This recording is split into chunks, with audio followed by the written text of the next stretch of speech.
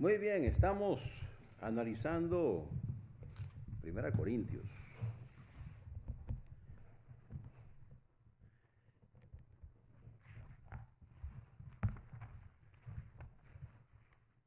Vamos a repasar un poco hoy los 3 hombres de Pablo. Ya se mencionaron, pero hoy vamos a repasarlos. Los 3 hombres de Pablo se encuentran en 1 Corintios 2, 14 al 3, bueno, yo digo 3:3, aunque ahí sigue después. Comienza en el versículo 14 del capítulo 2. Mas el hombre natural no recibe las cosas que son del Espíritu de Dios, porque le son locura. Recuerde que él usó el término locura acá en el capítulo 1, que la predicación es locura. Y de hecho dijo que a través de la locura de la predicación, entonces traería a las personas a los pies de Cristo, porque para ellos es locura. Aquí él usa el término de nuevo: el hombre natural no recibe las cosas que son del Espíritu de Dios porque le son locura, y no las puede entender porque se han de juzgar espiritualmente. El inconverso no puede entender las cosas espirituales. Lo único que el inconverso puede entender espiritualmente hablando es que es inconverso, o sea que no es salvo. Para eso hace falta que el Espíritu de Dios hable con él o con ella, y entonces viene que lo convenza de pecado, justicia y juicio. Cuando lo convence de pecado, justicia y juicio, entonces la persona toma una decisión. La decisión es: ¿voy a aceptar a Jesucristo como mi único y suficiente Salvador personal o no? Generalmente las personas no dicen no, de vez en cuando dicen no. Generalmente lo que dicen, tal vez le dicen a la persona no, pero entre ellos queda todavía pendiente, ¿verdad? Bueno, yo le digo a él que no y con eso me deja molestar. Pero ellos quedan todavía ahí pendientes. El problema es que cuando nosotros tomamos la decisión de que voy a dejarlo para después, de hecho ya tomamos una decisión. O sea, tomamos la decisión de no tomar la decisión. Tomamos la decisión de dejarlo para después. Generalmente hablando, tomar la decisión de no tomar la decisión es una mala decisión. Lo que necesitamos hacer, si no tenemos la información que necesitamos para tomar la decisión, entonces necesitamos tomar la decisión de conseguir la información que necesitamos para poder tomar la decisión. Y una vez que ya tenemos la información que requerimos para tomar la decisión, entonces ya no darle más largas al asunto, sino tomar la decisión de una vez. Sí o no, de una vez, y no dejarlo ahí pendiente. Especialmente en cuanto al destino eterno, nosotros necesitamos tomar decisiones muy acertadas. Bien, entonces el espiritual, y el hombre natural y el hombre carnal. Entonces empieza con el hombre espiritual. El versículo 14 es el hombre espiritual, o sea, es el inconverso.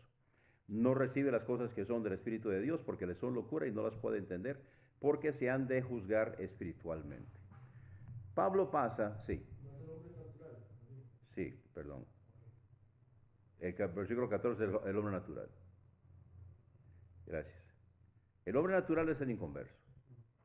De aquí pasa Pablo al espiritual y luego se queda pegado ahí con ellos en el carnal. Vamos a hacerlo esta vez así. Él pasa del natural, que es el inconverso, al espiritual, que es el creyente ya. Uno dice creyente maduro. Sin embargo, no entendamos maduro porque ya llegó, de que ya no puede avanzar más. No.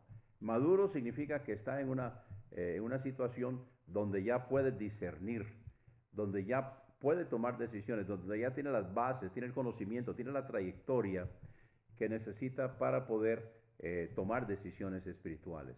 Porque el carnal no ha llegado ahí todavía. Ahorita vamos a examinar más el carnal.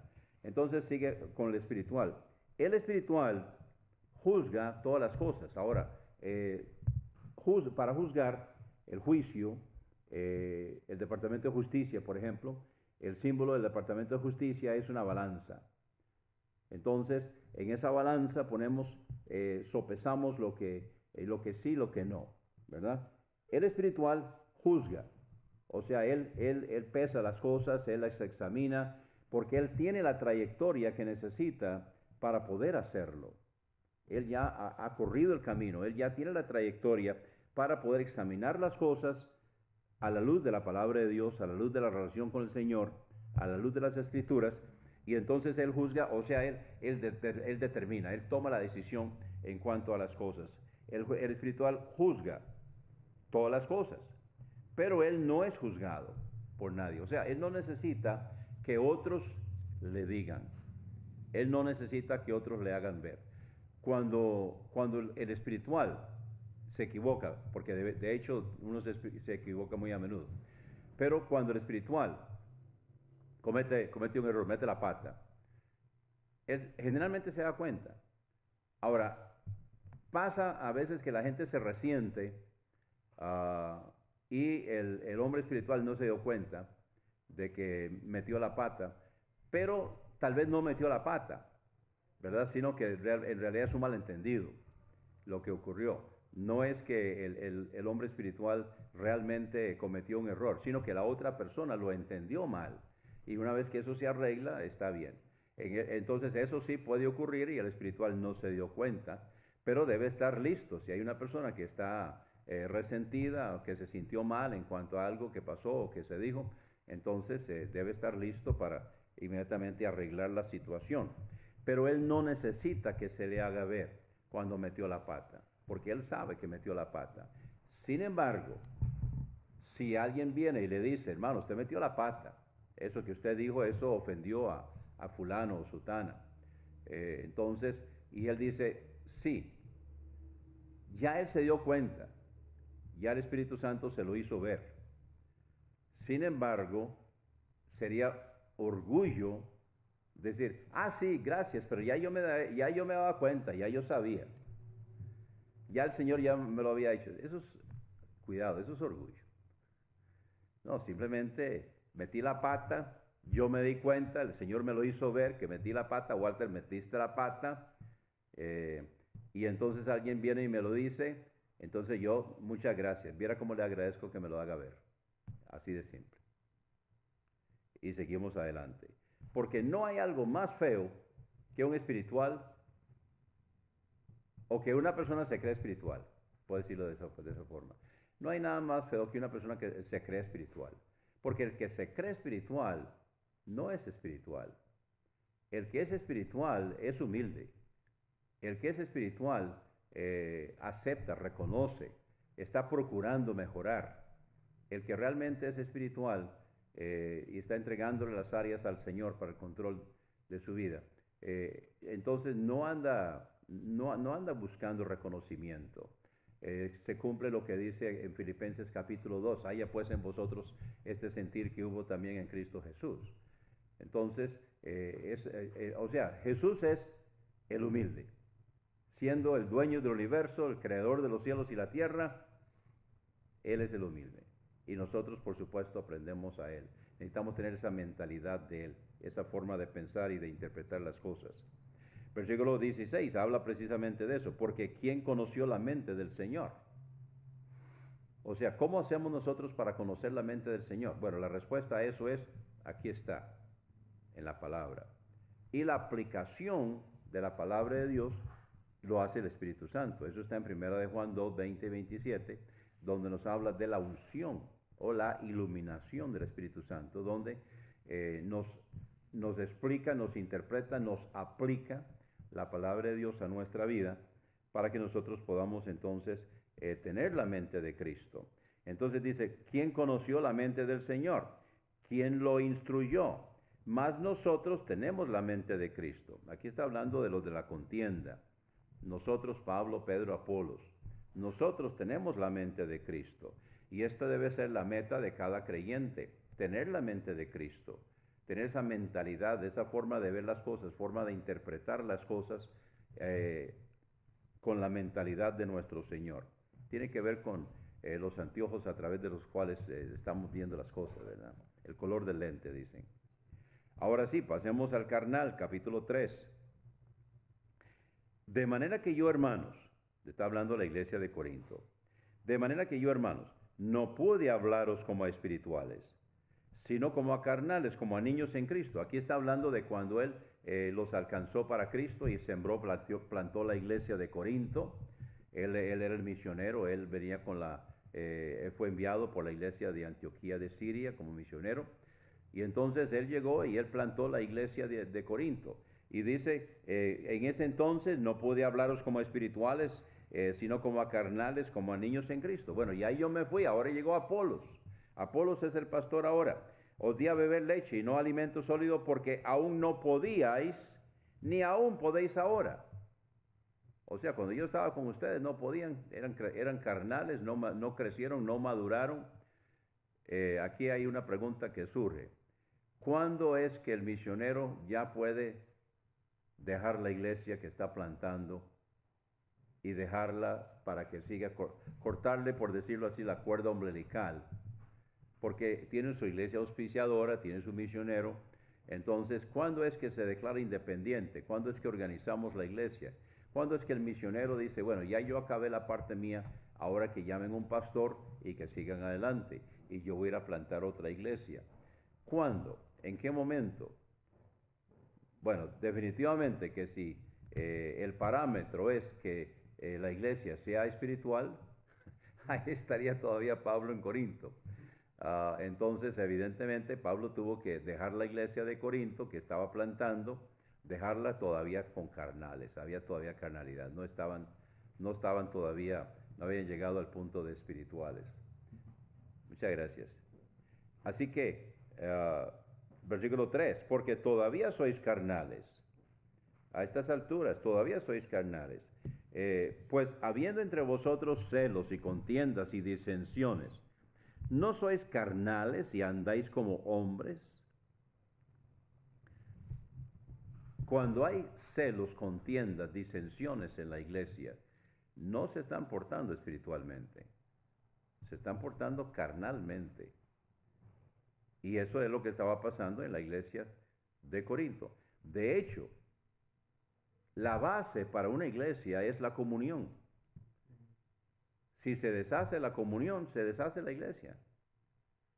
Entonces, por eso ahora vamos a ver el comentario que él hace más adelante en cuanto a eso. Porque cuando hay contienda, eso va a matar una iglesia si sigue así. Si no se arregla, si sigue, la iglesia se va a deshacer. Y eso va a ser un grave problema. Entonces, todavía sois carnales, habiendo entre vosotros celos, contiendas, disensiones. ¿No sois carnales y andáis como hombres? Porque cuando uno dice, yo ciertamente soy de Pablo, y otro, yo de Apolos, no sois carnales. ¿Qué pues es Pablo y qué es Apolos? Sino ministros. La palabra ministro, ¿qué significa, Luis Alberto? Administrador. No. Siervo. Sino ministros, siervos, por los cuales habéis creído. Y eso según el Señor concedió a cada uno. O sea, cada uno tiene sus dones, sus talentos, su llamamiento. Entonces, no podemos comparar el trabajo de uno y de otro porque cada uno, de acuerdo con lo que el Señor le encomendó. Dice Pablo en versículo 6, yo planté, Apolos regó. Entonces, aquí está el trabajo de cada uno. Yo planté, o sea, Pablo es plantador de iglesias, ¿verdad? Pablo es misionero. Apolos regó, él es pastor. Él llegó y entonces él se quedó en el campo que Pablo había establecido, que Pablo había plantado, y él se quedó. Entonces yo planté, Apolos regó, pero Dios ha dado el crecimiento. Es como el agricultor. El agricultor puede creer que él produjo esa cosecha. No, él lo que hizo fue facilitar las condiciones necesarias para que Dios produjera una cosecha. Igualmente en la iglesia. Nosotros no producimos cosecha, nosotros procuramos ayudar para que las condiciones sean aptas para que el Señor pueda dar una gran cosecha. Versículo 7, así que ni el que planta es algo, ni el que riega. O sea, nadie tiene por qué echarse flores. El que planta, no. El que riega, tampoco. No tiene uno por qué decir, es que yo planté, el otro regó, yo soy más importante. Él no hubiera hecho nada si no hubiera plantado. Y entonces el otro contesta, bueno, sí, pero no hubiera sucedido nada si yo no riego lo que usted plantó. Entonces, no vamos a pelear, no vamos a comparar. Es un error comparar. Así que ni el que planta es algo ni el que riega, sino Dios que da el crecimiento. Y el que planta y el que riega son una misma cosa, aunque cada uno recibirá su recompensa conforme a su labor. Conforme a su labor en relación al llamamiento del Señor. O sea, cuando el Señor me juzga si yo soy fiel o no soy fiel, es al llamamiento. Si yo soy fiel al llamamiento, yo puedo estar haciendo un montón de cosas. Yo puedo estar ocupadísimo. Yo puedo trabajar todo el tiempo disponible. Pero si no estoy haciendo lo que Dios me llamó a hacer, número uno, o si yo no estoy haciéndolo para la gloria de Dios, número dos, entonces no va a funcionar. No va a funcionar. ¿Estamos bien? 9. Porque nosotros somos colaboradores de Dios. Nosotros son los de la contienda, Pablo, Pedro, Apolos. Nosotros somos colaboradores de Dios. O sea, somos laboradores juntamente con colaboradores, laboradores juntamente con Dios. Entonces nosotros, vosotros. Nosotros los de la contienda, Pablo, Pedro, Apolos. Vosotros, la iglesia de Corinto.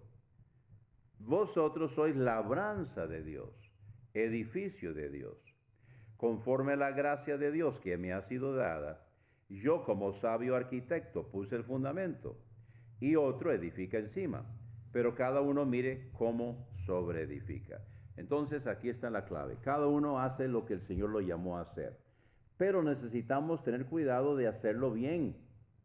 Por eso dice, mire cada uno cómo sobreedifica. Entonces, porque vamos a ser juzgados en cuanto a esto. Sigue aquí. Versículo 11. Número 1, porque nadie puede poner otro fundamento que el que está puesto, el cual es Jesucristo. Él es el fundamento. Entonces nadie puede poner otro fundamento. Pero viene ahí para arriba el edificio. Versículo 12. Si alguno edificare sobre este fundamento. Entonces ahora vamos a comparar clases de materiales. Oro, plata, piedras preciosas, madera, heno, hojarasca. Esencialmente hay dos clases. Los que resisten el fuego y los que se consumen con el fuego. Oro, plata, piedras preciosas, pasa el fuego. Madera, heno, hojarasca, se consume. Ahora hay cosas muy lindas de madera. Muy bonitas, hay cosas bien lindas de madera. Pero al fin y al cabo, si el fuego es suficientemente caliente, se va a consumir. Va a quemar. Ahora, el heno es más fácil de que queme. Y la hojarasca ni qué decir, ¿verdad? La hojarasca y se fue. Por el otro lado, ¿qué pasa con el oro cuando lo calentamos? Exactamente, se purifica, se le sacan las impurezas. De hecho, se le va sacando, hay diferentes grados, diferentes niveles o quilates que le llaman, ¿verdad? Por ejemplo, para el tabernáculo, entonces se pedía para los muebles que cubría la madera y había el propiciatorio que era de oro puro, era oro puro. Ahora, oro puro es sin impurezas. O sea, se calentó, se fue sacando. Generalmente el plomo es lo que le van sacando. Entonces se va sacando hasta que ya. Cuando están calentando el oro, entonces va dejando huecos. Porque se derrite más rápido el plomo. Entonces, al derretirse el plomo, queda el oro como en una plancha, ¿verdad? Entonces se van haciendo huecos. Luego se vuelve a pasar el proceso. hasta que llega el punto, ya para el oro puro, llega el punto en que ya no salen más impurezas. Por mucho que lo calienten, no salen más impurezas. Ese es el oro ya, el oro puro. Y ese es el que se mandó a usar en el tabernáculo. Así que, oro, plata, también la plata, las impurezas se van sacando también la plata. Y las piedras preciosas, yo no sé cómo las piedras preciosas, pero supongo que pasan también la prueba. Así que si alguno edificare sobre este fundamento, con oro, plata, piedras preciosas, madera, heno, hojarasca, versículo 13, la obra de cada uno será manifestada, o sea, va a salir. Pues por el fuego será revelada. Aquí no está hablando del infierno. Aquí está hablando del juicio de los creyentes. De hecho, ni siquiera está hablando del juicio de todos los creyentes. Aquí, si nosotros examinamos quién habla o escribe, con quién, número 3, de cuál tema trata. El tema es la disensión dentro de la iglesia porque estaban discutiendo quién era mejor. Así que, en realidad, lo que se está hablando aquí es del trabajo de los pastores y los misioneros. Ese es el que se va a juzgar, ese es el que se está viendo aquí. La obra de cada uno será manifestada. Está hablando de la obra de los obreros, la obra del pastor, la obra del diácono, la obra del misionero. La obra de cada uno será manifestada, porque el día la declarará.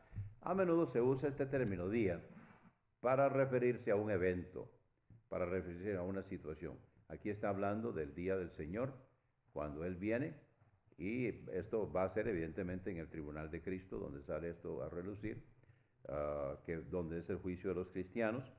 El día la declarará, pues por el fuego será revelada. Entonces, yo no creo que haya literalmente fuego, sino que es como si fuera probado por el fuego. Y ahí entonces la obra de cada uno, cual sea, el fuego la probará. Si permaneciere la obra de alguno que sobreedificó después de pasar la prueba de fuego, recibirá recompensa. ¿Recompensa por qué? Por lo que pasó la prueba del fuego. Ahora, ¿qué hace falta, Luis Alberto, para pasar la prueba de fuego? O sea, ¿la obra de quién va a quedar? ¿O cuál clase de obra?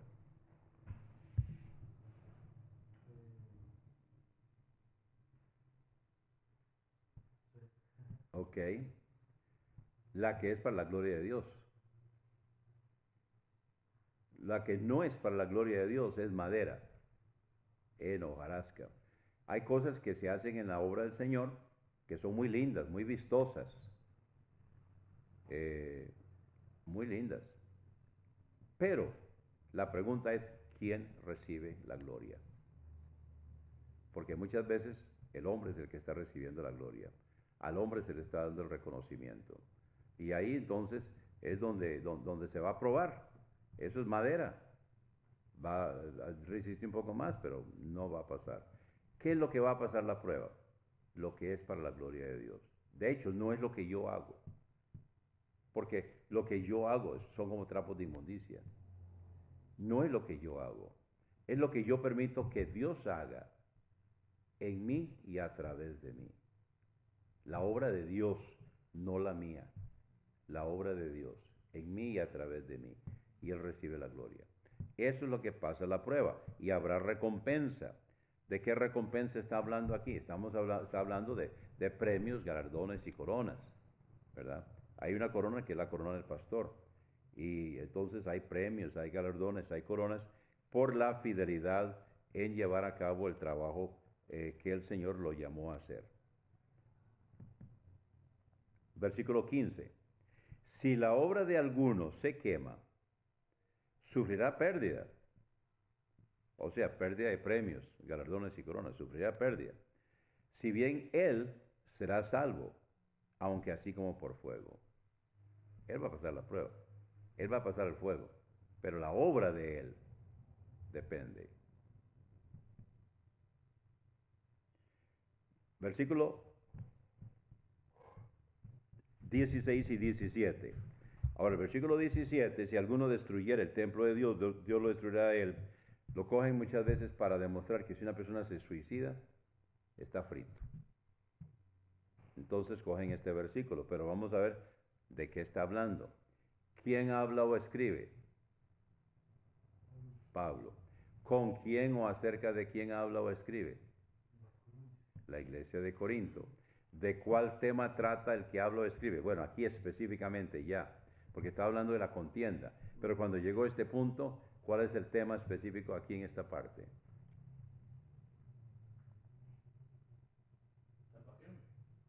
No, nada que ver. Aquí no está la salvación.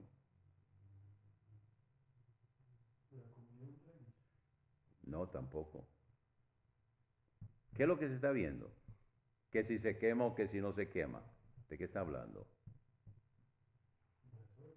Exacto, de las obras, del trabajo ministerial. Ese es el tema. El tema aquí es el trabajo ministerial. No sabe, entonces, eso es lo que está considerándose aquí. Ese es el tema. Se va a examinar la obra. Versículo 14, si permanece la obra de alguno. Versículo 15, si la obra de alguno se quema. Entonces aquí lo que se está examinando es la obra. Si pasa la prueba de fuego porque es para la gloria de Dios, o si se quema porque es para gloria del hombre. Entonces eso es lo que va a pasar. Ahora, versículo 16. ¿No sabéis que sois templo de Dios? Tomen nota, templo está en el singular o plural.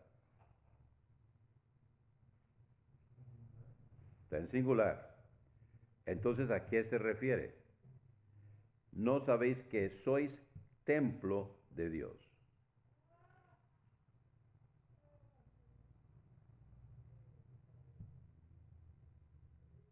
¿A qué se refiere?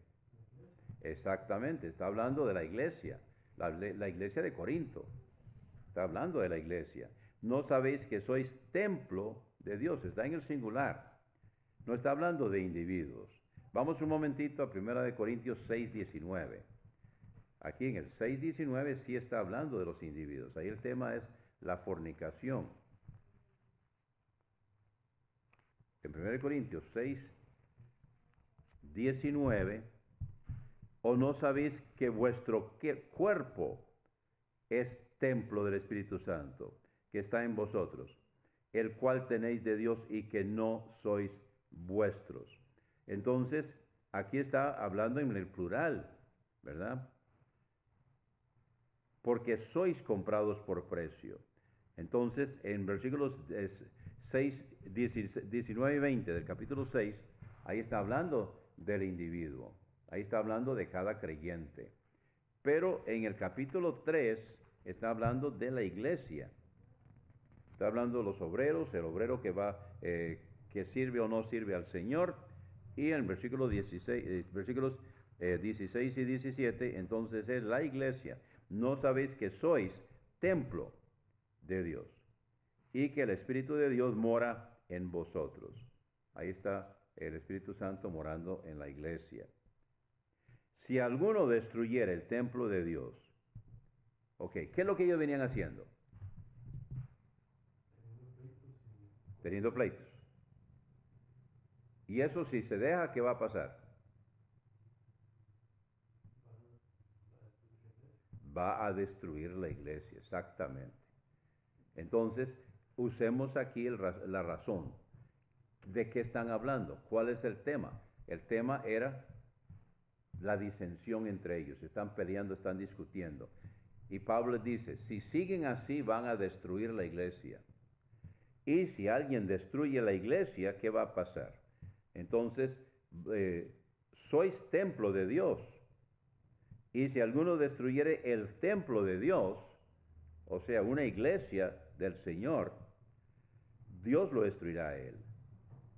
Porque el templo de Dios, el cual sois vosotros, santo es. Entonces, ustedes siguen discutiendo, ustedes siguen peleando, ustedes siguen en sus disensiones, se va a destruir la iglesia. Si se destruye la iglesia, entonces la persona o las personas que la destruyó, Dios los va a destruir a esas personas. Ahora, no está hablando de mandarlos al infierno, porque la salvación no se pierde. Lo que está hablando es de ministerios su trabajo, Dios lo destruirá a él. No va a ser eficaz, no va a poder seguir sirviendo al Señor. Dios lo va a destruir. Si alguno destruyera el templo de Dios, la iglesia, una iglesia local, independiente, autónoma y soberana, Dios lo destruirá a él. Porque el templo de Dios, el cual sois vosotros, santo es. Nadie se engaña a sí mismo. Si alguno entre vosotros piensa ser sabio en este siglo, hágase necio para ser sabio. Ya ustedes me han oído hablar de las 4 clases de personas. Está el que sabe y sabe que sabe. Ese es el maestro. Ahora, no anda con aspaviento y no es arrogante tampoco. Simplemente sabe y sabe que sabe. Y va a compartir.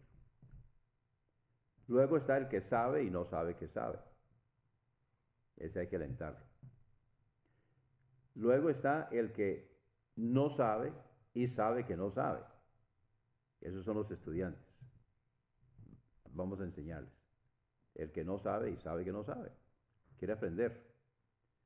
Pero luego está el que no sabe y no sabe que no sabe. A ese, ¿cómo lo decimos? Ese Pablo lo llama el necio. El que no sabe y sabe que no sabe. Cree que sabe. Cree que sabe. En otro pasaje dice, se hacen doctos. Ellos creen que saben. Entonces dice el versículo 18, nadie se engaña a sí mismo. Si alguno entre vosotros piensa ser sabio en este siglo, o sea, no sabe y no sabe que no sabe. Cree que sabe. Hágase necio para ser sabio. O sea, acepte que no sabe. Si usted acepta que no sabe, entonces está listo para aprender. Ese es el que no sabe y sabe que no sabe. Entonces ese es el que vamos a enseñarle. Versículo 19. Porque la sabiduría de este mundo es necedad para con Dios. Pues escrito está, Él prende a los sabios en la astucia de ellos. Y otra vez, el Señor conoce los pensamientos de los sabios, que son vanos. Así que, ninguno se gloríe en los hombres, porque todo es vuestro. Sea Pablo, sea Apolo, sea Cefas, sea el mundo, sea la vida, sea la muerte, sea lo presente, sea lo porvenir, todo es vuestro.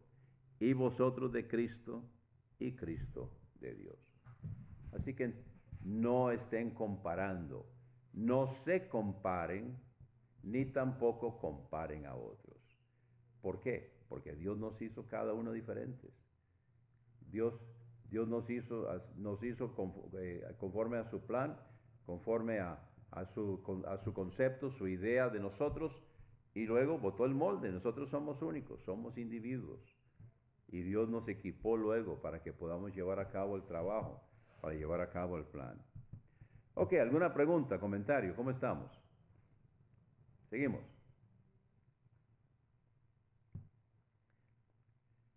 Capítulo 4. Téngannos los hombres por ministros de Cristo. Ahora, téngannos es tercera persona. Está incluyendo la segunda persona, o sea, todos los hombres, ustedes y otros, por ministros de Cristo, o sea, siervos de Cristo, y administradores de los misterios de Dios.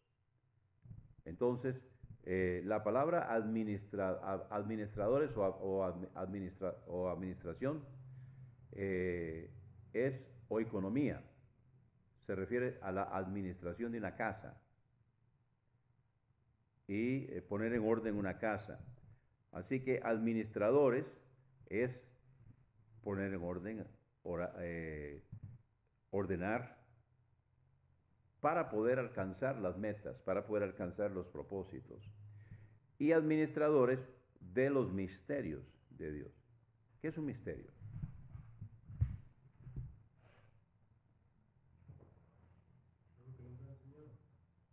Ok.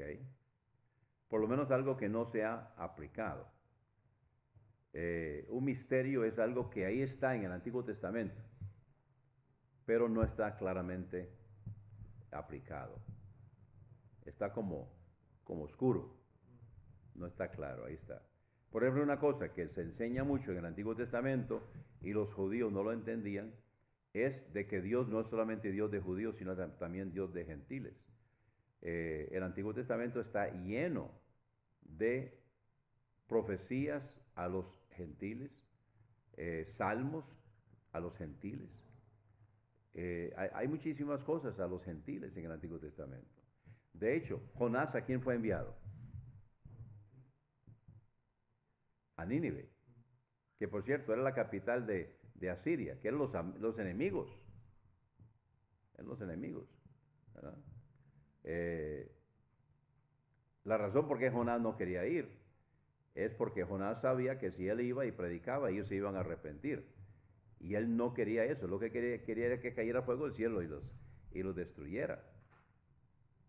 Y entonces cuando él fue y predicó, y realmente se arrepintieron, entonces él dijo todo enojado, dice, ve, yo sabía, yo por eso no quería venir, yo sabía que usted los iba a perdonar, Dios.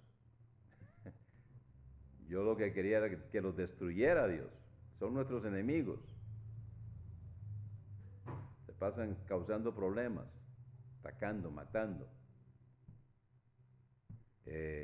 Entonces, el Antiguo Testamento está lleno de referencias y apelaciones, donde van dirigidos los mensajes de Dios a los gentiles. Y eso está ahí un misterio. Otro misterio que dice Pablo en su carta a los Efesios, es un misterio que el Señor se lo reveló a él, es que no habrían dos cuerpos de Cristo, un cuerpo de judíos y otro cuerpo de gentiles, sino que haría un solo cuerpo, una unión entre judíos y gentiles, porque para ellos era muy difícil entender eso. Muy bien, entonces, y administradores de los misterios de Dios. Ahora bien, se requiere de los administradores que cada uno sea hallado fiel. Este es el trabajo del administrador. El trabajo de los administradores es ser hallado fiel. Que cada uno sea hallado fiel. Pero dice Pablo, yo en muy poco tengo el ser juzgado por vosotros, o por tribunal humano, y ni aun yo me juzgo a mí mismo, porque aunque de nada tengo mala conciencia, no por eso soy justificado. Mas el que me juzga, ¿quién es? El Señor. El que me juzga es Dios. ¿Por qué? ¿Por qué solo el Señor puede juzgar? ¿Por qué nosotros no podemos juzgar? ¿Por qué solo Dios puede juzgar? Hablando de un obrero.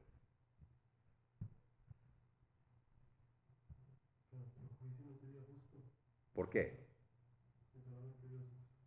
Pues solo Dios es justo. Está bien. ¿Pero qué más? Exactamente. Exactamente. Tiene que ver con el llamado, el llamamiento. Entonces, Él es el que sabe a qué nos llamó. Si usted no sabe a qué me llamó el Señor, ¿cómo me va a juzgar si soy fiel o no a ese llamado? Entonces, solo Dios sabe. De hecho, a veces nosotros mismos tenemos problemas sabiendo exactamente cuál es nuestro ministerio. Usted, Luis Alberto, ya usted sabe cuál es su ministerio. ¿A qué lo llamó el Señor? ¿Ah? Está bien, al pastorado, perfecto. ¿Pero qué más? ¿Trabajar con qué clase de gente? ¿Ir a dónde? ¿Ve? ¿Entiende? Entonces, estas son cosas que inclusive la misma persona muchas veces pasa tiempo antes que entienda. Y anda como buscando, viendo a ver, bueno, ¿dónde quepo? Mis dones, ¿dónde son necesitados? El Señor me equipó ¿para qué? Y necesitamos entonces entender y examinar cuál es el llamado. Por eso Pablo dice, yo en muy poco tengo el ser juzgado por vosotros, o por tribunal humano. Ni aún yo mismo me puedo juzgar, ni siquiera yo mismo, solamente el Señor me puede juzgar, porque Él es el que sabe a qué me llamó. Él es el que juzga si uno está siendo fiel al llamado o no, si uno está cumpliendo el llamado o no. Y muchas veces pasan años, muchos años tal vez, antes de poder realizar completamente el llamado del Señor. Porque hay que pasar muchas cosas y estar en preparación para el momento, para llegar a ese momento, para llegar a ese punto. Así que esto es muy extenso y muy amplio. Versículo 5. Así que no juzguéis nada antes de tiempo, hasta que venga el Señor, quien también alumbrará lo oculto de las tinieblas y manifestará las intenciones de los corazones. Y entonces cada uno tendrá de Dios la alabanza, el bien hecho. Pero esto, hermanos, lo he presentado como ejemplo en mí y en Apolos, por amor de vosotros, para que en nosotros aprendáis a no pensar más de lo que está escrito, no sea que por causa de uno os envanezcáis el uno contra el otro. Porque ¿qué es lo que estaba pasando en la iglesia de Corinto? Estaban envaneciéndose. O sea, se consideraban más espirituales porque eran de Pablo, o porque eran de Pedro, o porque eran de Apolos. Y los que decían, no, yo soy de Cristo, eran los peores. Porque se creían más espirituales. No, ustedes están siguiendo a un hombre, nosotros estamos siguiendo a Cristo. Nosotros somos más espirituales, no nos contaminen con la sombra de su mirada, porque nos contaminan. Así que la iglesia estaba dividida y cada uno estaba creyendo en lo que estaba creyendo. ¿Qué estaban? Estaban envanecidos. Estaban creyéndose más importantes, más espirituales. Habían hecho una mejor elección en lo que estaban haciendo. Entonces al final del versículo 6, no sea que por causa de uno os envanezcáis el uno contra el otro. Porque ¿quién te distingue? ¿O qué tienes que no hayas recibido? Esto es interesante.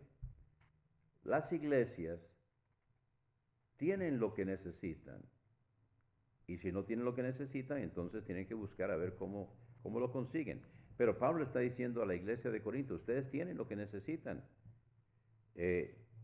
Si lo recibiste, ¿por qué te glorías como si no lo hubieras recibido? Ya estáis saciados, ya sois ricos. Sin nosotros reináis. Y ojalá reinarais para que nosotros reináramos también juntamente con vosotros. Porque pienso que Dios nos ha exhibido a nosotros los apóstoles como postreros. O sea, el que quiere ser apóstol, el que quiere ser líder, el que quiere ser maestro, más bien se está exponiendo a todo lo que eso involucra. Nos ha exhibido a nosotros los apóstoles como postreros, como sentenciados a muerte, porque hemos sido hechos espectáculo al mundo y a los ángeles y a los hombres. Nosotros somos necios por amor de Cristo, y vosotros prudentes en Cristo. Nosotros débiles, vosotros fuertes, vosotros honorables, nosotros sin honra. Hasta esta hora pasamos hambre, tenemos sed, estamos desnudos, somos abofeteados, andamos errantes, nos fatigamos trabajando con nuestras propias manos, nos maldicen y bendecimos, padecemos persecución y la soportamos, somos calumniados y rogamos, hemos venido a ser como la escoria del mundo, el desecho de todos hasta ahora. Ahora alguien podría decir, bueno, eso me está haciendo sentir mal. Y Pablo dice, no escribo esto para avergonzaros, sino que os amonesto como a mis hijos amados. O sea, vean lo que están haciendo. Y están comparando. No hay nada que comparar. Están envanecidos. ¿Por qué?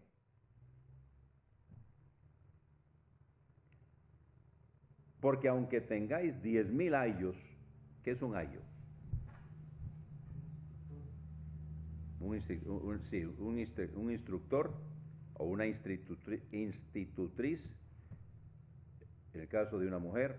Entonces, la persona que lo guía, que lo lleva. El ayo, lo vemos en Gálatas con más detalle. El ayo era una persona, generalmente era un esclavo, que lo ponía el padre para que preparara a su hijo. Ahora, lo estaba preparando para la herencia, lo estaba preparando para que pudiera llegar a ser edad madura, edad de recibir la herencia. Entonces, mientras está bajo ayo, está bajo la autoridad de un esclavo. Pero el esclavo está bajo la autoridad del padre. Así que por eso está haciendo lo que está haciendo. Y hace las cosas conforme a la instrucción que le dio el padre, preparándolo.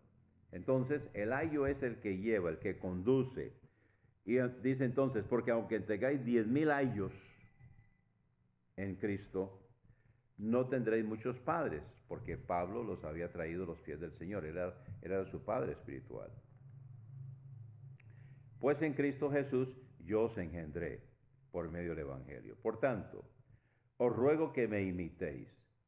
Por esto os he enviado a Timoteo, que es mi hijo amado y fiel en el Señor, el cual os recordará mis caminos que son en Cristo, de la manera que enseño en todas partes, en todas las iglesias. Y entonces ya va concluyendo este capítulo. Mas algunos están envanecidos, como si yo nunca hubiera de ir a vosotros. Estos son los que están ahí criticando y hablando mal de Pablo. Pero iré pronto a vosotros si el Señor quisiere, y conoceré no las palabras de los que andan envanecidos, sino el poder.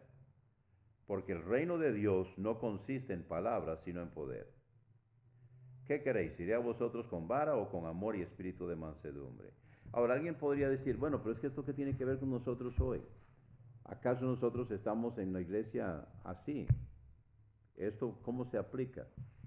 Son principios que podemos aplicar hoy. Tal vez no tenemos los casos específicos que se muestran aquí. Tal vez no tenemos las situaciones con todos los detalles que se ven aquí. Pero sí están en nuestras iglesias. Algunas de estas cosas, si aprendemos, son principios que nosotros podemos aprender aquí, para que los podamos aplicar en las iglesias. Ahora, el capítulo 5 cambia de tema. Entonces, la disensión, los pleitos, las contiendas en la iglesia llegan hasta el capítulo 4. En el capítulo 5, entonces, ya comienza a introducir diferentes temas. Y esto es importante cuando ustedes hacen el examen final, donde tienen que recordar el contenido general de cada uno de los capítulos de 1 Corintios. Entonces, tengan en cuenta cuál es el tema de cada capítulo para que lo vayan desarrollando. Así que nosotros vamos a parar aquí. Vamos a tener nuestro receso, nuestro descanso. Muy bien. Estamos en 1 Corintios.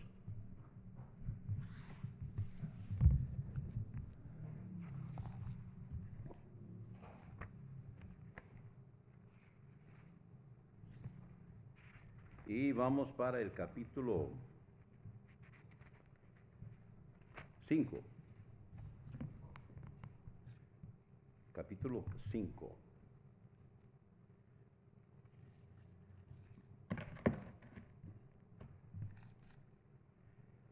En el capítulo 5 se cambia de tema totalmente. La controversia en la iglesia de Corinto llega hasta el capítulo 4. Y en el capítulo 5 leemos, de cierto se oye que hay entre vosotros fornicación, y tal fornicación que ni aun se nombra entre los gentiles, tanto que uno tiene la mujer de su padre. Bueno, esperamos que sea su madrastra, ¿verdad? La mujer de su padre. Ahora, ¿cuál es la actitud de la iglesia?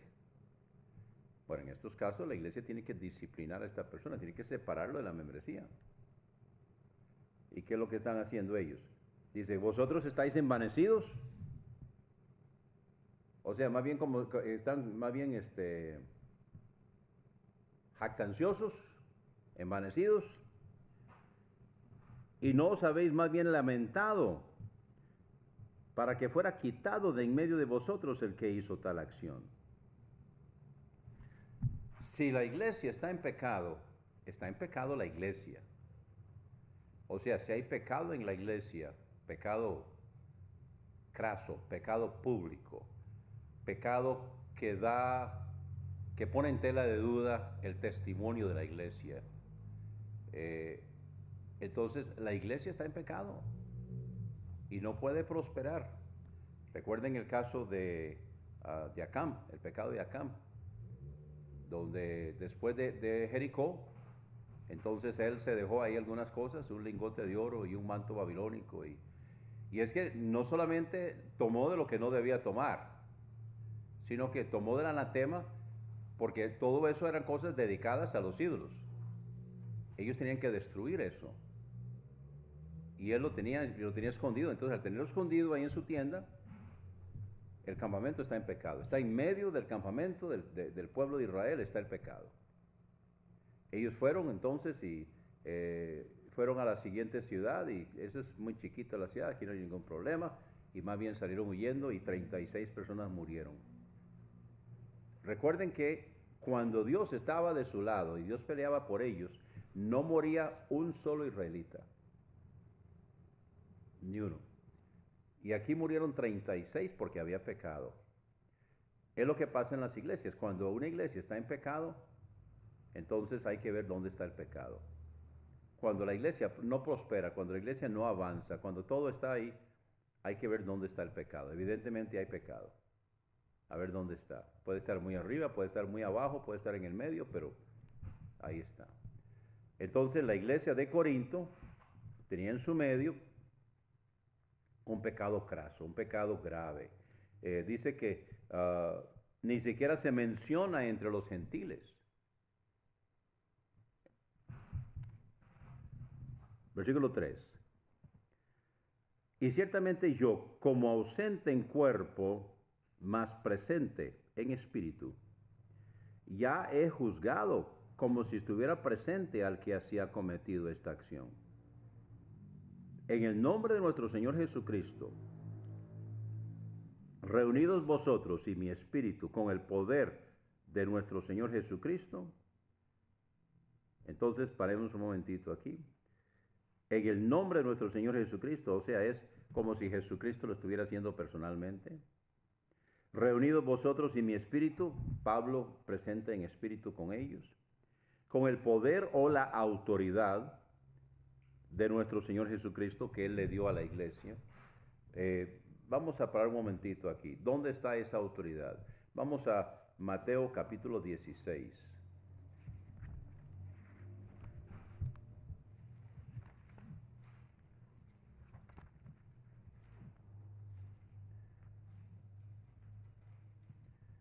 Mateo 16, comenzando con el versículo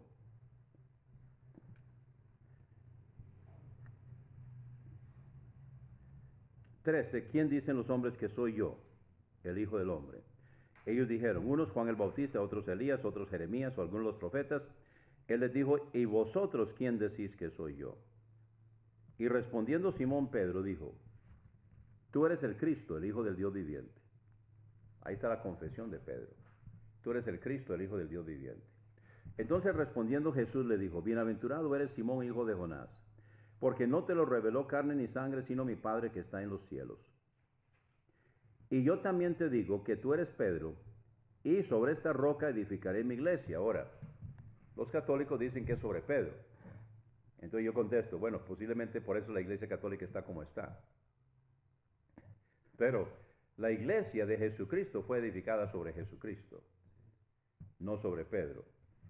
Y él dice, y sobre esta roca, se refiere a sí mismo, edificaré mi iglesia. Y las puertas del Hades o las puertas del infierno no prevalecerán contra ella. Lo que yo quiero que veamos es aquí el versículo 19. Y a ti te daré las llaves del reino de los cielos, y todo lo que atares en la tierra será desatado en los cielos, y todo lo que desatares en la tierra será desatado en los cielos. No está hablando de salvación. El perdonar pecados a Dios solo Dios. Pero aquí está hablando de pecados de la iglesia y la autoridad de la iglesia de recibir miembros y de separar miembros. Atares, desatares. Está hablando de la autoridad de la iglesia de recibir y de separar los miembros. Y lo importante es que dice que lo que la iglesia hace cuando es conforme a la autoridad que el Señor le ha dado y en base a la palabra de Dios, entonces queda atado o desatado también en el cielo. En el capítulo 18 encontramos también donde se vuelve a usar esta referencia. Y está hablando directamente de la iglesia, donde si hay dos personas que tienen problemas en la iglesia, entonces ¿cuál debe ser el proceder? Y ahí se los dejo para que lo estudien, el capítulo 18 de Mateo. Pero lo que quiero que veamos aquí es donde dice,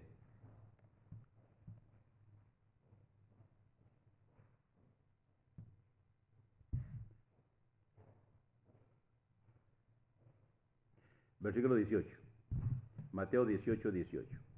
De cierto os digo que todo lo que atéis en la tierra será atado en el cielo, y todo lo que desatéis en la tierra será desatado en el cielo.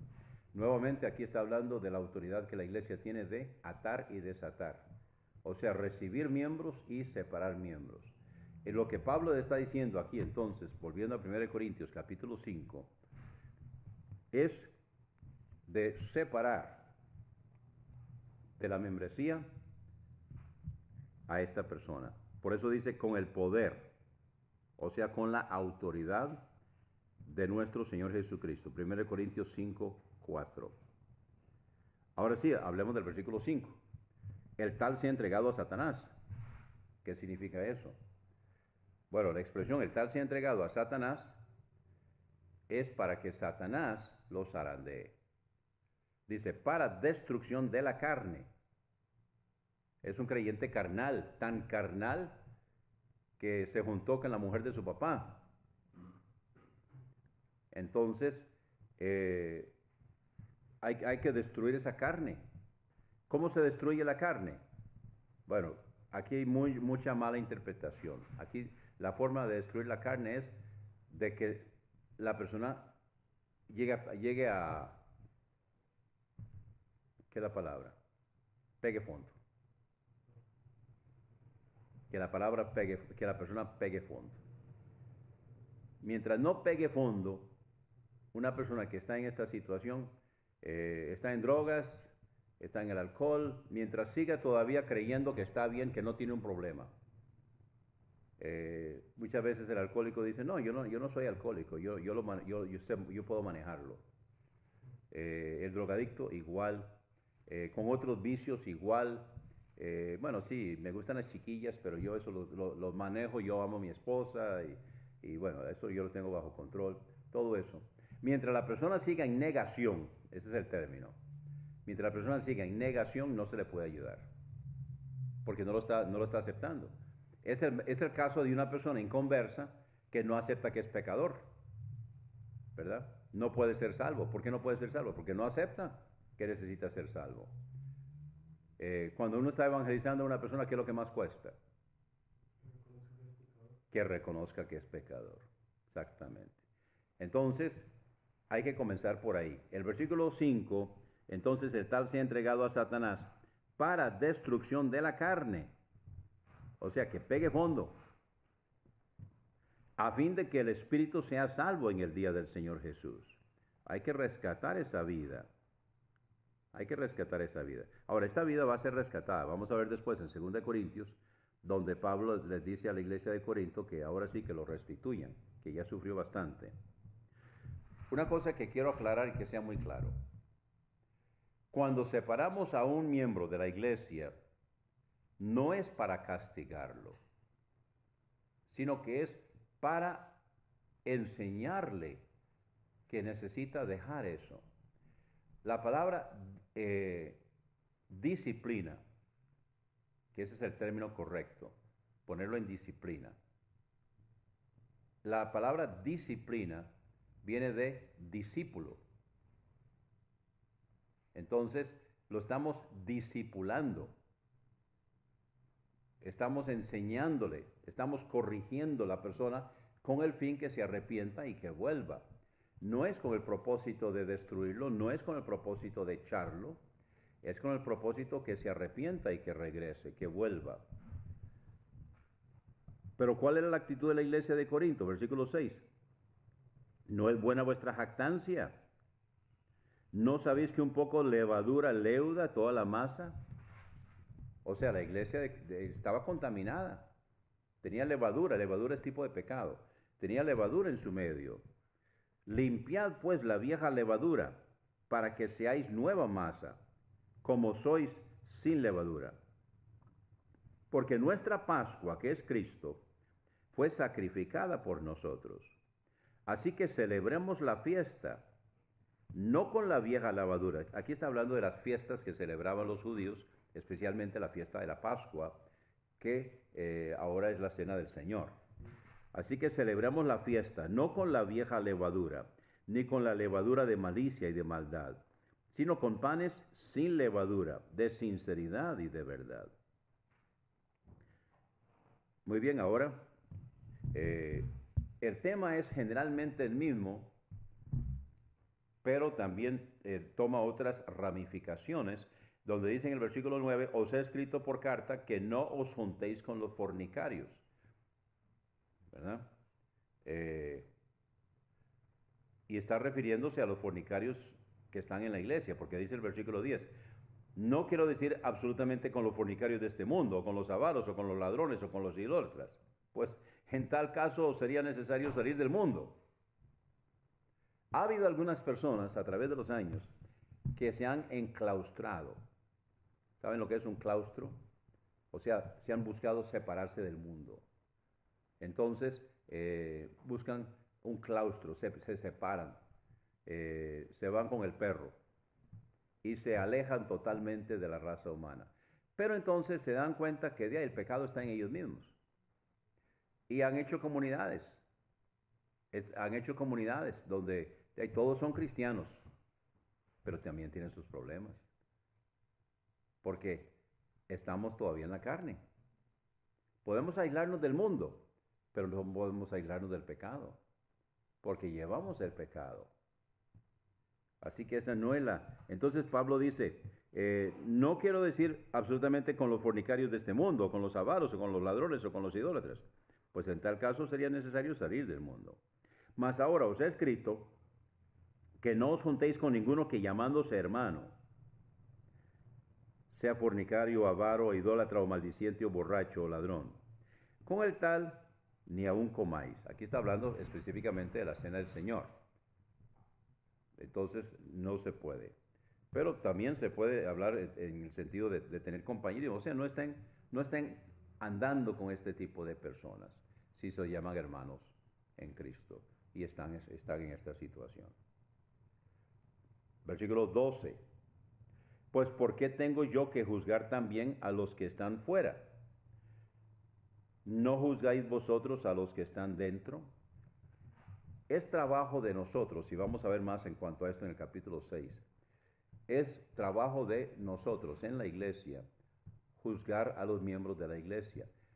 ¿Por qué pecados? ¿Por qué cosas? Por pecados que van contra el cuerpo, por pecados donde pone en entredicho la salud de la iglesia. Por ejemplo, cuando el mundo dice, pero esos son los cristianitos, pero no ve, yo hacerme cristiano, como él, como ella, andar como él, andar como ella, esos son los cristianos. Cuando eso ocurre, el mundo está hablando mal de la iglesia, y eso entonces significa que la iglesia tiene que actuar. La iglesia necesita cortar a esa persona, necesita separar de la membresía, necesita disciplinar a ese individuo, porque el testimonio de la iglesia ha quedado en entredicho. Por eso dice, no juzgáis vosotros a los que están dentro, pero los que están fuera, versículo 13, Dios los juzgará. Ahora sí, apliquen. Quitad pues a ese malvado de entre vosotros. Así le dice Pablo. Quitad pues a ese malvado de entre vosotros. O sea, quítenlo de la membresía, sáquenlo de la iglesia. No puede estar en la iglesia, no puede estar tomando la cena del Señor, no puede estar participando en la iglesia como miembro de la iglesia. Eso no significa que no queremos que asista.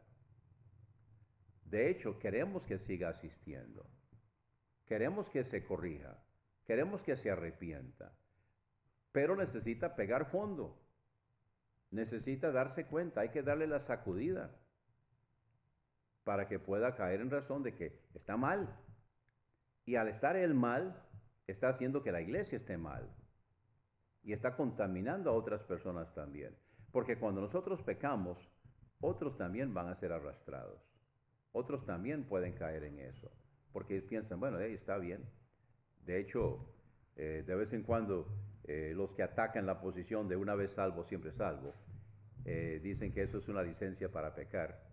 Entonces yo siempre les contesto, no es una licencia para pecar. Una persona que viene y dice, porque la salvación no se pierde y porque una vez salvo, siempre salvo, ¿puedo pecar? Mi respuesta a eso es, no entendió. No entendió. Evidentemente no es salvo. Porque el que es creyente, el que es salvo, no va a querer una licencia para pecar. Puede pecar, pero no quiere pecar. Y cuando peca, se arrepiente. Dice 1 Juan 1:9, si confesamos nuestros pecados, Él es fiel y justo para perdonar nuestros pecados y limpiarnos de toda maldad. Pero es una licencia para pecar. No es que vamos a abundar en el pecado para que sobreabunde la gracia, dice Pablo en Romanos. No es así. Sino que puede que pequemos, pero vamos a ser castigados también. Vamos a Hebreos capítulo 2, vamos a Hebreos 12, antes de entrar en el capítulo 6, que cambia el tema. Vamos a Hebreos 12.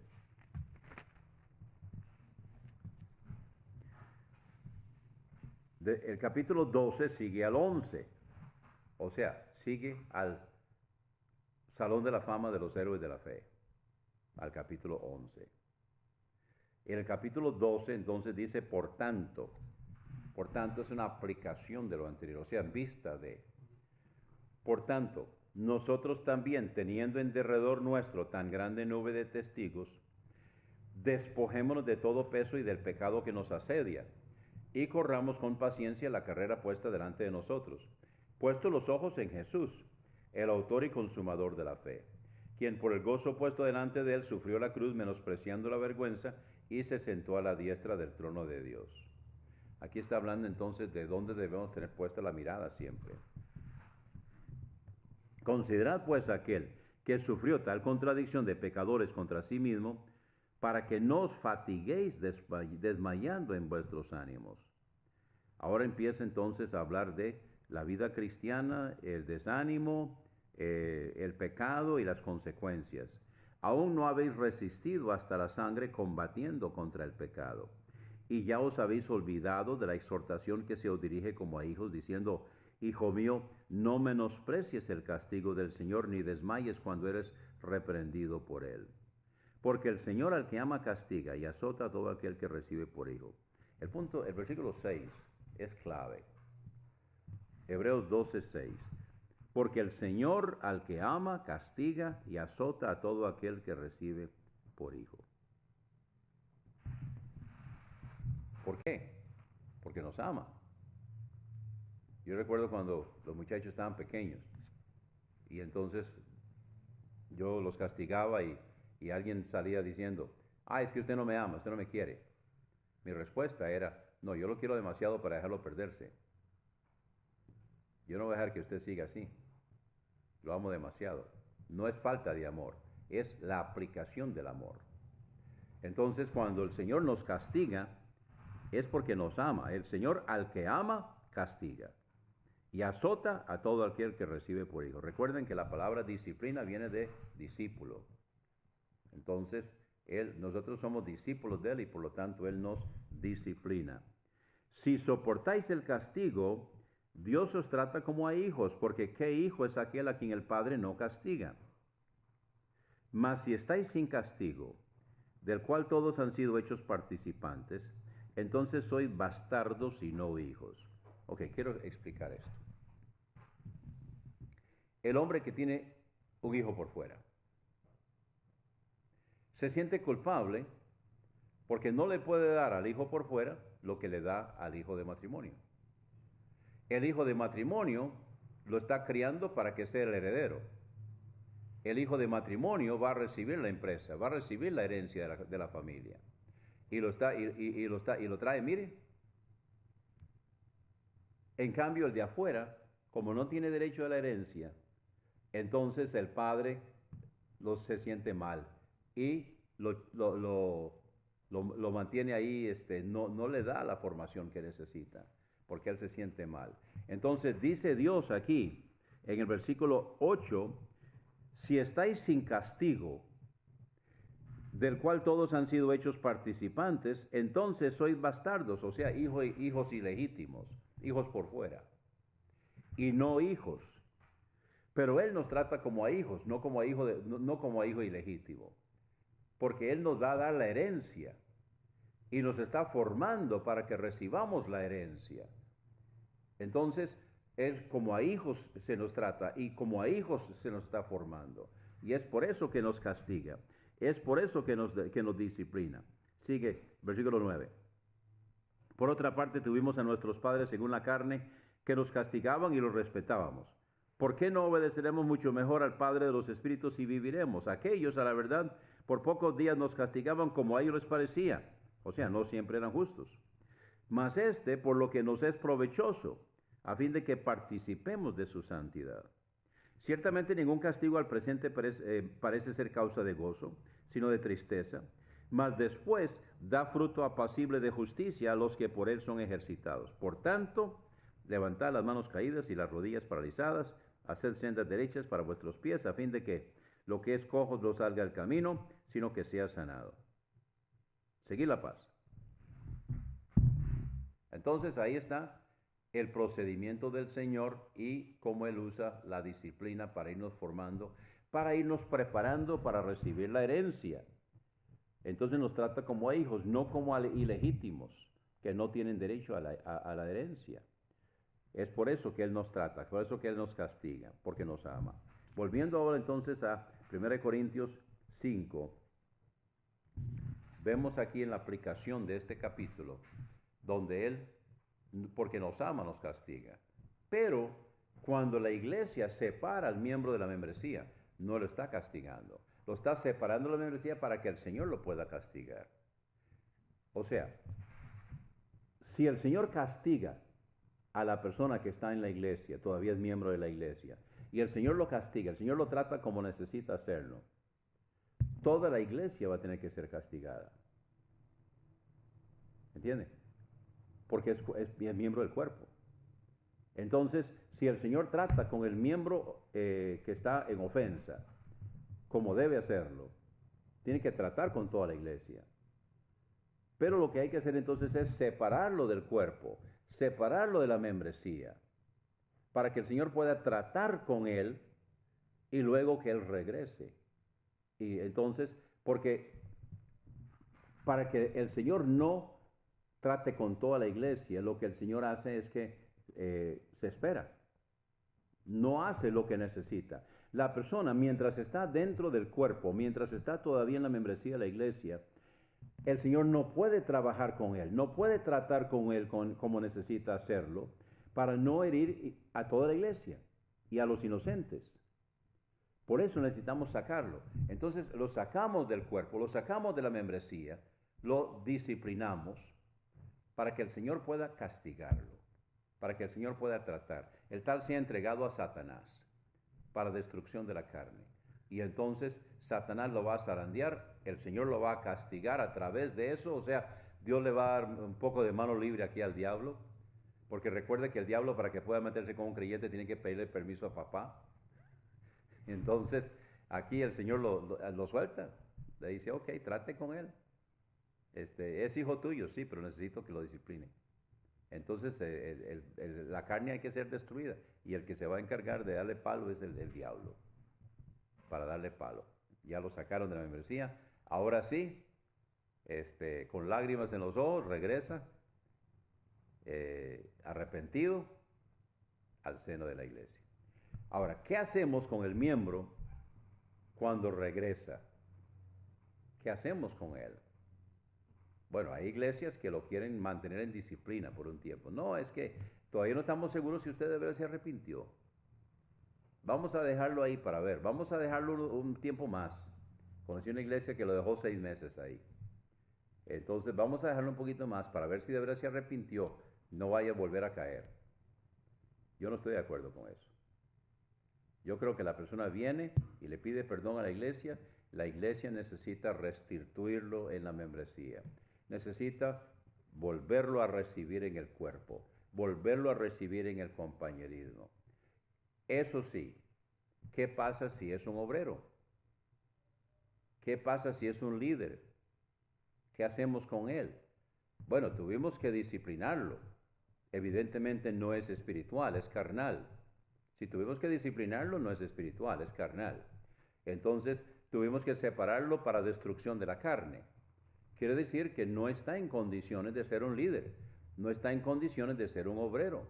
Entonces, lo restituimos en la membresía, lo restituimos en el compañerismo. Cuenta con los privilegios de ya puede participar de la cena del Señor, ya puede participar en la sesión de negocios, pero no se le restaura en el cargo todavía. ¿Hasta cuándo? Hasta que, ahora sí, hasta que demuestre que está listo. No para membresía en la iglesia, pero sí para el cargo. Entonces, necesita pasar un tiempo, necesita madurar, necesita crecer, porque si tuvimos que disciplinarlo es porque es carnal.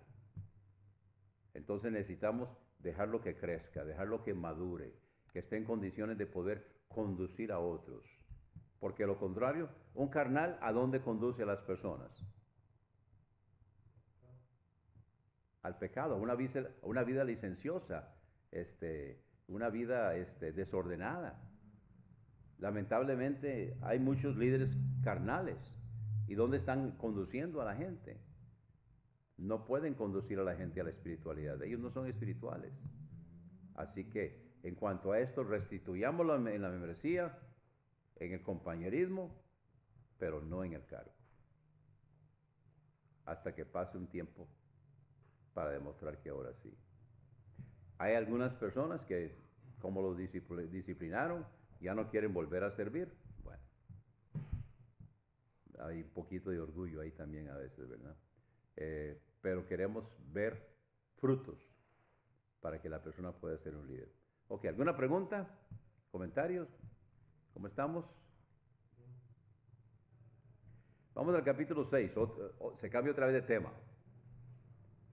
Cambio otra vez de tema, el capítulo 6. ¿Osa alguno de vosotros, teniendo algo contra otro, ir a juicio delante de los injustos y no delante de los santos?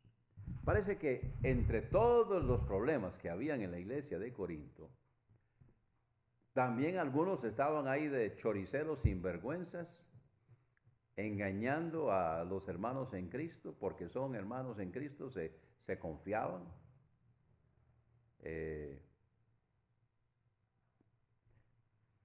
A veces nos confiamos de los hermanos de la iglesia. Yo arreglo carros, yo soy mecánico. O, yo tengo taller para electrodomésticos, para arreglar esto. Bueno, conocí un caso donde el experto en electrodomésticos se llevaba las cosas para la casa y no volvían.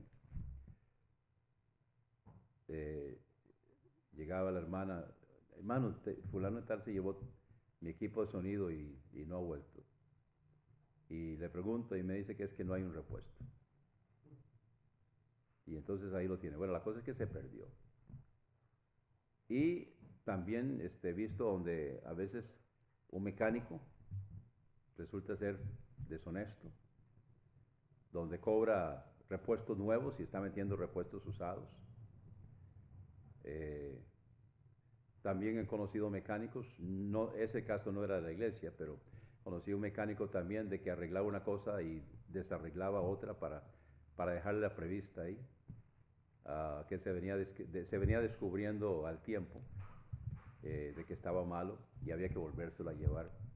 Es como los que andan bacheando. ¿Se han fijado que los que andan bacheando siempre dejan algo ahí sin arreglar? Yo digo, dejarlo la prevista ahí para la siguiente vez. Y esto ocurre en las iglesias. Entonces, ¿qué hacemos? Bueno, mucha gente lo que han llegado a la conclusión es, mejor no nos arreglemos aquí entre la iglesia.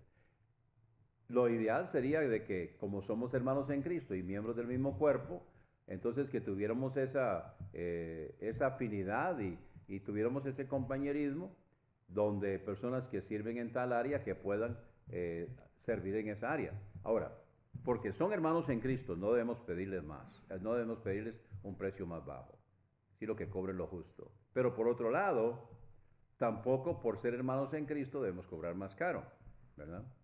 Porque yo conocí el caso de una verdulería que era la verdulería más cara del barrio, ¿verdad? Y entonces en eso hay que tener cuidado. Claro, cuando se les pregunta dicen es que nosotros tenemos calidad y los otros no. Bueno, puede ser que así fuera, que nosotros tenemos calidad y los otros no. Pero también a veces yo lo que he visto es que a veces los cristianos creen que porque son cristianos entonces que ellos merecen ser pagados mejor. En esto tenemos que trabajar al precio de mercado. Y si no podemos vivir con lo que estamos trabajando a precio de mercado, pues entonces hay que buscar otra cosa que hacer, ¿verdad? Pero en esto, en cuanto a los hermanos dentro de la iglesia. Pero en la iglesia de Corinto, entonces algo estaba pasando, algo deshonesto estaba sucediendo, y entonces se estaban llevando a juicio a personas de la iglesia. O sea, hermanos de la iglesia estaban llevando a juicio a otros hermanos de la iglesia. ¿Osa alguno de vosotros, teniendo algo contra otro, ir a juicio delante de los injustos y no delante de los santos? O sea, aquí lo que se aplica es lo que dice en Mateo capítulo 18. Si usted tiene algo contra su hermano, entonces vaya primero usted y él, luego lleve a otra persona, otra o dos personas, finalmente dígaselo a la iglesia. Entonces es el procedimiento que hay que hacer cuando hay una diferencia con un hermano de la iglesia. Entonces esto se aplicaría, de que si un hermano de la iglesia le hizo mal, vaya, hable con él primero, luego lleve un par de testigos, y entonces ese es el procedimiento finalmente. Pero lo que Pablo dice es, no lo lleve a los tribunales. No sabéis, versículo 2, no sabéis que los santos han de juzgar al mundo, y si el mundo ha de ser juzgado por vosotros, ¿sois indignos de juzgar cosas más pequeñas? ¿No sabéis que hemos de juzgar a los ángeles? Cuanto más las cosas de esta vida. Por tanto, si tuvierais juicios por cosas de esta vida, poned para juzgar a los que son de menor estima en la iglesia, para vergüenza vuestra lo digo. O sea, evidentemente eso es lo que ellos estaban haciendo. Aquí yo creo que hay una cuestión de interpretación, de traducción, porque las palabras en el griego que son en el modo indicativo y el modo imperativo tienen la misma forma. Entonces yo pienso que aquí esto se debió haber traducido en el modo indicativo. Si por tanto, si tuvierais juicios por cosas de esta vida, ustedes están poniendo para juzgar a los que son de menor estima en la iglesia. Para vergüenza vuestra lo digo. Así, no hay entre vosotros sabio ni aun uno que pueda juzgar entre sus hermanos. Pero el hermano lleva a juicio al hermano, y esto ante los incrédulos. Así que, por cierto, ya es una falta en vosotros que tengáis pleitos entre vosotros mismos. O sea, más bien, ¿por qué no sufrís el agravio? Dice Pablo. ¿Por qué no sufrís más bien ser defraudados? Bueno, eso sería lo ideal. O sea, no digan nada, quédense callados. Ya que ustedes creyeron y tuvieron la confianza en el hermano y resultó no ser así, ore por él, no diga nada. Ese es el consejo de Pablo. Para eso hay que ser muy espiritual, ¿verdad? Pero vosotros cometéis el agravio y defraudáis, y esto a los hermanos. ¿No sabéis que los injustos no heredarán el reino de Dios? Muy bien, aquí de qué está hablando. Está hablando de la iglesia. No está hablando del cielo. Cuando dice los injustos no heredarán, el cielo no se hereda. El cielo es un regalo. El cielo es un regalo, no es una herencia. La herencia que nosotros vamos a recibir es el cuerpo glorificado. Y la herencia son las bendiciones que recibimos dentro de las iglesias, lo que el Señor tiene para nosotros y lo que tiene también en el tribunal de Cristo. Esa es la herencia. Pero la salvación no es una herencia. La salvación es un regalo que el Señor nos da. No hay que hacer nada para ganárselo. No es una herencia. Entonces, dice, no sabemos que los injustos no heredarán el reino de Dios. O sea, está hablando de la iglesia, está hablando de la iglesia local. No erréis, ni los fornicarios, ni los idólatras, ni los adúlteros, ni los afeminados, ni los que se echan con varones, ni los ladrones, ni los avaros, ni los borrachos, ni los maldicientes, ni los estafadores heredarán el reino de Dios. O sea, no van a recibir los beneficios de ser un miembro de una de las iglesias del Señor. No pueden estar en una iglesia del Señor. No pueden formar parte del reino de Dios. Y esto erais algunos. Recuerde que los corintios, si usted quería ofender a una persona es que le dijera que parecía un corintio, ¿verdad? Entonces él dice, y esto erais algunos. Pero ya estáis lavados, ya estáis santificados, ya estáis justificados en el nombre del Señor Jesús y por el Espíritu de nuestro Dios. Muy bien, ahora entonces viene, ¿qué me conviene? El hecho de que yo he sido lavado, el hecho de que ahora yo soy hijo de Dios por la fe en Jesucristo, no me da licencia para hacer lo que me plazca. Ya vimos donde el Señor castiga a los que ama. Entonces, versículo 12, todas las cosas me son lícitas, pero no todas convienen. Ahora, cuando dice lícito, significa que no es ilegal. O sea, no voy a romper la ley, no voy a ir a la cárcel por hacer estas cosas. Entonces, todas las cosas me son lícitas, pero no todas convienen. Por ejemplo,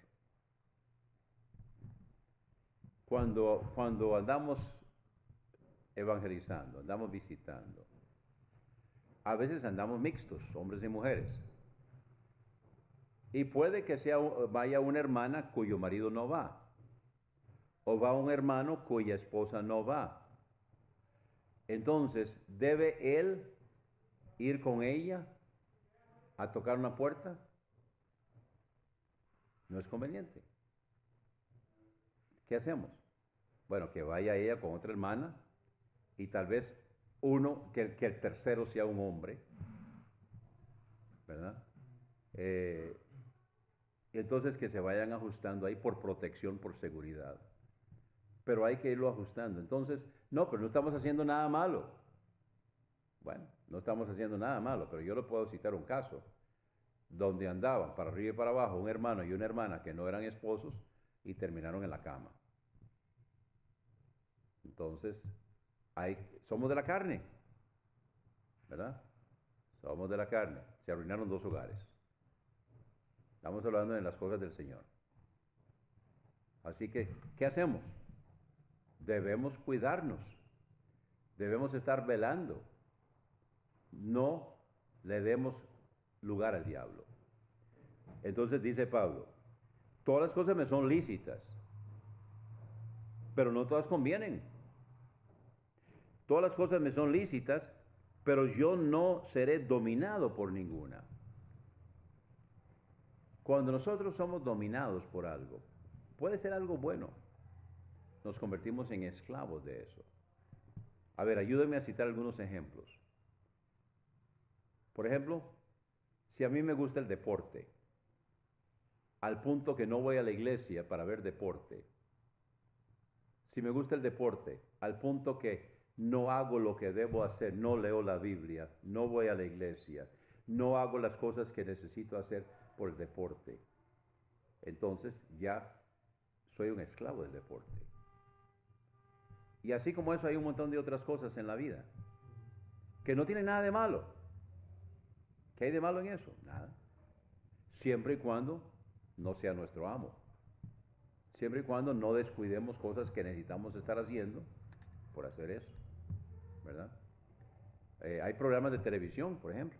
Hay programas de televisión que nos gustan y que son buenos y que son edificantes.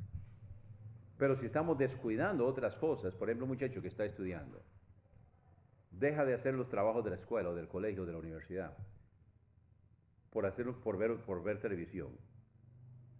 Entonces ya la televisión se convirtió en su amo. De eso está hablando Pablo. Entonces dice, todas las cosas me son lícitas, no, estamos hablando de cosas que no son ilícitas. Todas las cosas me son lícitas, pero yo no seré dominado por ninguna. ¿Alguna pregunta o comentario? Los lícitos serían como legales. Sí, digamos. exacto, legal, lícito, legal, no es ilegal. Pero legal, espiritualmente hablando. Sí, que no lo están haciendo pecar. Sí, lícito espiritualmente hablando.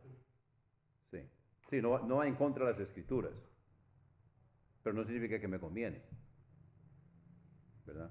No es prohibido por la Biblia, pero no significa que debo hacerlo. Por ejemplo, ¿puedo comer? Sí, claro, puedo comer. Pero si yo como en exceso al punto de perjudicar mi cuerpo, como es el caso de algunos de nosotros, que en algún momento lo hicimos, entonces, no está bien. Inclusive, ya que estamos hablando de eso, yo me voy a echar al agua. Condenamos al que fuma, pero no condenamos al que come. Y los dos están perjudicando el templo del Espíritu Santo. Debemos cuidarnos. Dice el versículo 13, los alimentos son para el vientre y el vientre para los alimentos, pero tanto al uno como a los otros destruirá Dios. O sea, llega el momento en que eso pasa a la letrina. Mas el cuerpo no es para la fornicación. Vuelve al tema que lo viene trayendo, ¿verdad? Que lo dijo en el capítulo 5, lo viene diciendo ahora al final del capítulo 5 y toca ahora estos asuntos de estarse llevando a pleitos, pero vuelve a tocar el tema de la fornicación. Entonces el cuerpo no es para la fornicación, sino para el Señor y el Señor para el cuerpo. Ahora vamos a entrar a ver el cuerpo. Aquí está hablando del cuerpo, no el cuerpo de Cristo, no la iglesia. Aquí está hablando del cuerpo de la persona. Y Dios levantó al Señor, y también a nosotros nos levantará con su poder. ¿No sabéis que vuestros cuerpos, aquí está hablando de los individuos, allá atrás estaba hablando del templo de la iglesia, aquí está hablando del templo individual, cada uno? ¿No sabéis que vuestros cuerpos son miembros de Cristo? ¿Quitaré pues los miembros de Cristo y los haré miembros de una ramera? De ningún modo. ¿O no sabéis que el que se une con una ramera es un cuerpo con ella? Porque dice, los dos serán una sola carne. Pero el que se une al Señor es un espíritu con él. Entonces, aquí está hablando, ahora, ¿qué es fornicación? Bueno, me alegro que me lo preguntara. Fornicación es, me gusta la definición de Luis Palau, aberración sexual. O sea, todo lo que no es conforme a la palabra de Dios, en cuanto al sexo se refiere, es fornicación. Es fornicación.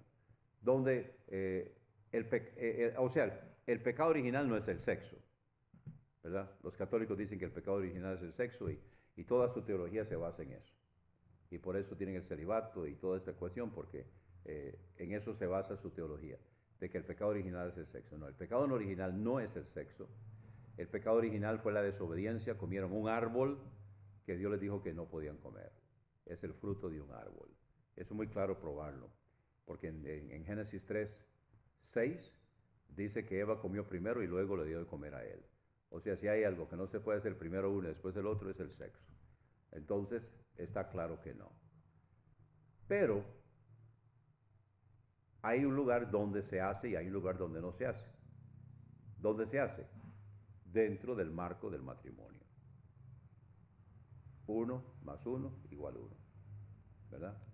1 más 1 igual 1. Y dentro del marco del matrimonio, ¿qué es un matrimonio? Hay votos, es un compromiso. O sea, si hay una relación sexual sin compromiso, es aberración sexual, es fornicación. Si hay una relación sexual donde no hay un compromiso, donde no hay un voto de por medio, de exclusividad, ¿qué es lo que decimos en el matrimonio? Me uniré a ella y solo a ella hasta que la muerte nos separe. Eso es lo que decimos. Entonces, es un voto de compromiso. Estoy adquiriendo públicamente delante de Dios, los ángeles y esta congregación un compromiso con ella. Y ella lo está adquiriendo conmigo.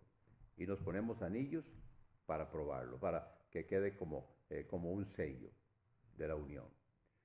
Fuera de eso, fuera de ese marco, es fornicación. Entonces, ¿qué pasa con la fornicación? Aquí lo sigue diciendo. Esto es grave. Dice, huid de la fornicación. Cualquier otro pecado que el hombre cometa está fuera del cuerpo, pero el que fornica contra su propio cuerpo peca. Entonces, otra vez, cualquier otro pecado que el hombre cometa está fuera del cuerpo, pero el que fornica contra su propio cuerpo peca. Entonces, es un doble pecado. Es pecado porque es ofensa a Dios, es pecado porque es contrario a la palabra de Dios, pero también es pecado porque está perjudicando su propio cuerpo. Porque el sexo ilegítimo, el sexo fuera de matrimonio, fuera del cuadro donde Dios lo puso, entonces peca contra Dios y peca también contra el cuerpo. Ahora sí, viene el versículo 19. Allá en el capítulo 3 está hablando del templo, la iglesia. Pero aquí está hablando del templo, cada persona. ¿O no sabéis que vuestro cuerpo es templo del Espíritu Santo, que está en vosotros, el cual tenéis de Dios y que no sois vuestros? Entonces aquí es cada uno, allá es la iglesia, aquí es cada uno. Pues sois comprados por precio. Glorificad pues a Dios en vuestro cuerpo y en vuestro espíritu, los cuales son de Dios. En el Antiguo Testamento, la plata simboliza redención.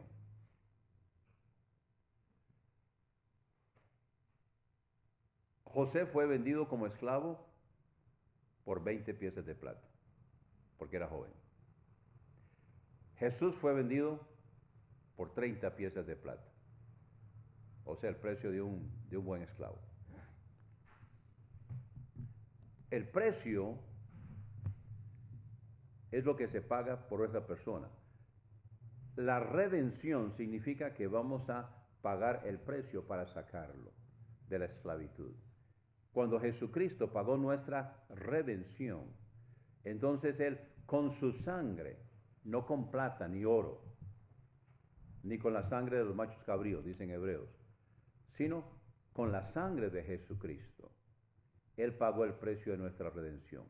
O sea, Él pagó nuestro precio para sacarnos del mercado de los esclavos y darnos libertad. Y lo pagó con lo más precioso. Precioso viene de precio, el precio del rescate. Y lo más precioso es la sangre de Jesucristo. Entonces, aquí dice, pues sois comprados por precio, literalmente por preciosidad, la sangre de Jesucristo. No hay nada que tenga mayor valor o que tenga mayor precio que la sangre de Cristo. Pues sois comprados por precio. Glorificad pues a Dios en vuestro cuerpo y en vuestro espíritu, los cuales son de Dios. El espíritu, estamos muertos en nuestros delitos y pecados. Cuando nos arrepentimos y aceptamos a Cristo como Salvador personal, el Espíritu de Dios viene a nuestro espíritu y le da vida y establece morada. Eso se llama posición. Nosotros somos hijos de Dios, y en Romanos capítulo 9 dice que nuestro espíritu y el espíritu de Dios da testimonio. El espíritu de Dios da testimonio con nuestro espíritu de que somos hijos de Dios. Eso es posición. Y desde ahí comienza la relación, donde comienza a influir en el espíritu, donde comienza a trabajar en el espíritu. Volviendo a 1 Corintios 2:14, el hombre carnal y el hombre espiritual. El hombre espiritual está escuchando la voz del Espíritu Santo, que vive en su espíritu y está trabajando en su alma, que es mente, sentimientos y voluntad. En cambio, el carnal no sabe siquiera que el Señor le está hablando, no discierne todavía, no sabe distinguir las voces y entonces no entiende. El espiritual entiende y está aplicando. Así que nosotros hemos sido comprados por precio. Glorificad pues a Dios en vuestro cuerpo y en vuestro espíritu, los cuales son de Dios. Ahora, el cuerpo también es de Dios. Todavía estamos en este cuerpo de pecado, pero este cuerpo mortal, pero el precio ya fue pagado. Y nosotros tenemos ahora las arras del Espíritu y el sello del Espíritu. Eso está en Efesios capítulo 1. Las arras del Espíritu y el sello del Espíritu. El sello es una marca donde nosotros hemos sido identificados por el Espíritu Santo, donde nosotros hemos sido marcados, sellados. Personalmente yo creo que el sello está en la frente o en la mano. ¿Por qué? Porque dice que la señal de la bestia va a intentar ser ahí, en la mano o en la frente. Entonces yo interpreto que la razón por la que el creyente no puede recibir la señal de la bestia es porque el campo ya está ocupado. Pero eso es una interpretación personal. Pero sí sabemos que tenemos el sello del Espíritu, es una marca, es una identificación. O sea, le dice al diablo, este es hijo de Dios, pídele permiso a papá para meterse con él. y Dios lo ve. El diablo lo ve y Dios lo ve. Nos identifica como hijos de Dios. Las arras, entonces, es una garantía de que el precio ya fue pagado y que vamos a recibir el rescate en la resurrección. Antiguamente se acostumbraba en la Iglesia Católica las arras en el matrimonio. En Lucas capítulo 15, donde está la columna de perdido y hallado de la Biblia, hay 3 cosas que fueron perdidas y halladas, y una de ellas es la moneda perdida. Ahora, la moneda perdida, entonces, era una de las arras que la esposa había perdido. Y era muy vergonzoso para ella decirle a su marido que había perdido una de las arras. Eso hubiera sido interpretado como que no le importaba su matrimonio, como que no le importaba su hogar, su relación con su esposo. Entonces hubiera sido terrible que ella hubiera tenido que decirle a su esposo, se me perdió una de las arras. Esa es la moneda. O sea, no es la moneda de ir a la pulpería, la que se le perdió. Es una moneda de las arras. Y cuando la encontró, entonces se puso tan feliz que invitó a todas las vecinas para que vinieran a celebrarlo con ella, porque lo había encontrado. Así que nosotros tenemos las arras, eso está en Efesios capítulo 1. Tenemos el sello del Espíritu y tenemos las arras del Espíritu, que tienen que ver con el cuerpo, tiene que ver con lo que vamos a recibir en la resurrección.